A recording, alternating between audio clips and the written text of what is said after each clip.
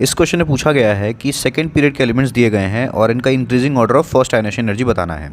तो अब जो एलिमेंट्स देखोगे अगर पीरियोडिक टेबल में किस तरीके से अरेंज किए गए हैं, जो मैंने यहाँ पे आप देखोगे मैंने लिखा है इस तरीके से एलिमेंट्स पीरियोडिक टेबल में ट्रेंड्स रखे गए हैं सेकंड पीरियड के अंदर में। अब हम जानते हैं कि जब हम लेफ्ट टू राइट जाते हैं पीरियोडिक टेबल में तो एटॉमिक साइज क्या करता है, डिक्रीज करता है। और एटॉमिक साइज और आयनेशन एनर्जी में क्या रिलेशन है, इनवर्सली प्रोपोर्शनल, यानी साइज अगर डिक्रीज कर रहा है तो आयनेशन एनर्जी क्या होगा, बढ़ेगा। सो अगर हम देखें तो नोबेल गैस सबसे लास्ट में होता है, तो नियॉन का जो आयनेशन एनर्जी होगा सबसे ज़्यादा होगा, फिर होगा फ्लोरीन का।